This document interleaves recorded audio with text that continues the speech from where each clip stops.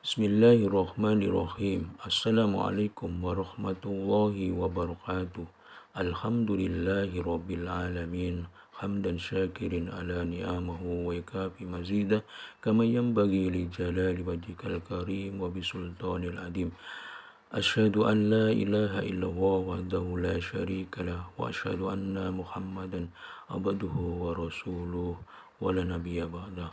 Allahumma salli wa sallim wa barik ala habibina wa maulana Muhammadin wa ala alihi wa sahbihi ajmain. Amma ba'd. Pertama-tama marilah kita panjatkan puji syukur kehadirat Allah Ta'ala yang telah memberikan nikmat kepada kita semua sehingga kita bisa hadir pada acara halal bihalal di rumah Ibu Ainun Malis. Yang kedua, marilah kita senantiasa bersolawat kepada Nabi kita Nabi Muhammad Sallallahu Alaihi Wasallam, karena dengan jasa beliaulah kita semua menjadi orang yang beriman dan bertakwa kepada Allah. Adapun acara hari ini adalah pertama pembukaan, kedua sambutan-sambutan. Jadi ini kita niatkan untuk berkumpul, bukan untuk berduka atau bersenang-senang di acara manten kayak gitu juga. Ini baru sekali setelah kita ada COVID, jadi tempatnya di mana? Waktu itu di rumahku aja katanya Mbak Ainun gitu. Ya wis, kalau gitu tempatnya netral. Netral itu artinya nggak Sidoarjo banget di Tulangan, saya gitu kan. Jadi mohon maaf yang jauh karena pertimbangannya itu juga. Jadi kalau misalkan jauh itu mungkin teman-teman nggak akan banyak yang ngelis data di sini. Padahal harusnya banyak orang ini. Tapi nggak tahu ya. Mudah-mudahan tetap. Oh, bapak-bapak, apa sih kelebihan orang ini? Ini perlu kita tiru, insya Allah. Mudah-mudahan kita bisa meniru. Sehingga salah seorang sahabat ingin tahu apa sih kelebihannya sehingga kok dijamin masuk surga. Maka salah seorang sahabat datang ke rumahnya ingin bertamu dan ingin menginap selama 3 hari.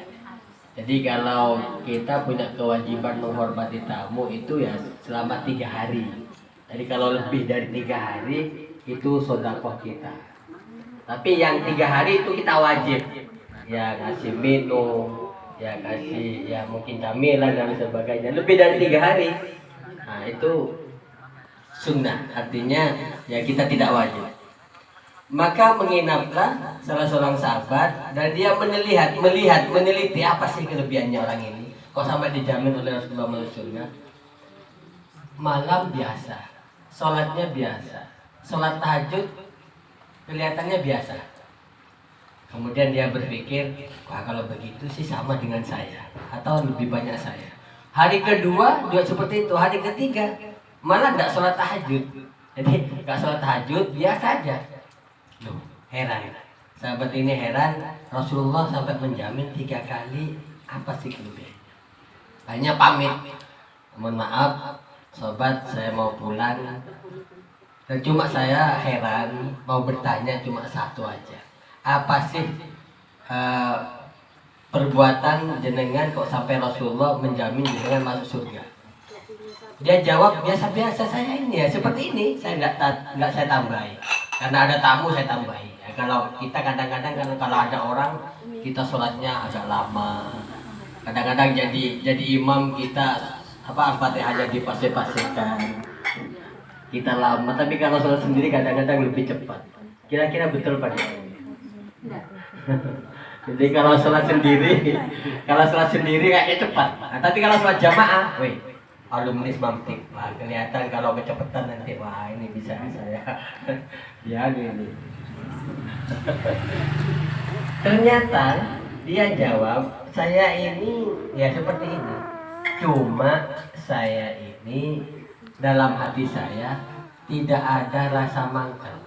Nah, jadi kita kalau sering ketemu seperti ini kadang-kadang kan omongan ceplos-ceplos ya.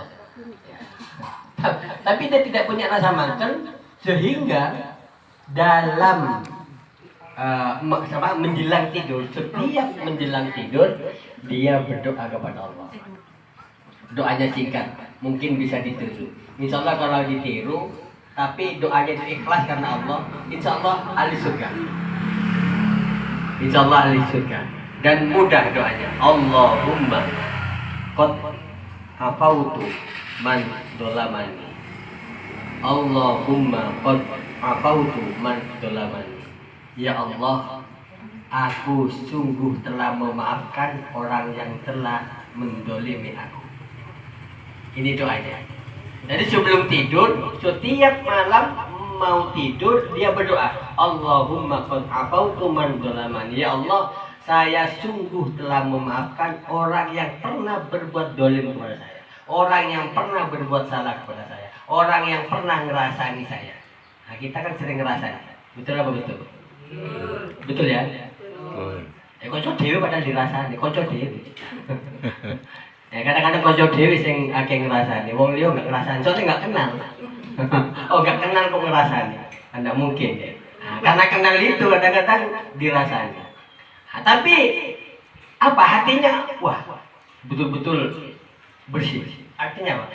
Mau tidur sudah berdoa, ya Allah, sungguh telah saya memaafkan orang yang telah berbuat salah kepada saya. Nah, ini doa yang dibaca sebelum tidur. Sehingga sahabat Rasulullah doanya, karena doanya ikhlas dari hati yang paling dalam, sehingga Rasulullah menjamin dia ahli surga.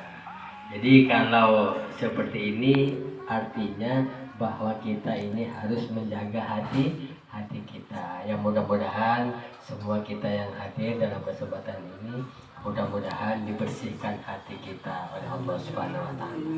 Dijauhkan dari sombong, dijauhkan dari segala sifat iri dan dengki. Bahkan sedikit saja hati kita kotor, itu tidak akan masuk ke dalam surga. Orang yang masuk ke surga itu cuma hatinya bersih. Nah, ini yang sulit. Hatinya bersih. Sombong sedikit tidak akan masuk surga. Ayadkhulul jannata man kana fi qalbihi mithqala dzarratin min kibrin. Tidak akan masuk surga seseorang kalau ada di dalam hatinya hanya sebesar biji sawi, yaitu kesombongan. Mudah-mudahan kita semua dibersihkan hati kita oleh Allah Subhanahu wa taala. Amin ya rabbal alamin. Mungkin itu saja yang dapat saya sampaikan, tidak terlalu banyak karena ini makanannya sudah lengkap, itunya juga makanannya sudah pada siap semua. Jadi kalau ditunda-tunda nanti juga kurang enak. Saya kira seperti itu. Terima kasih. Assalamualaikum warahmatullahi wabarakatuh.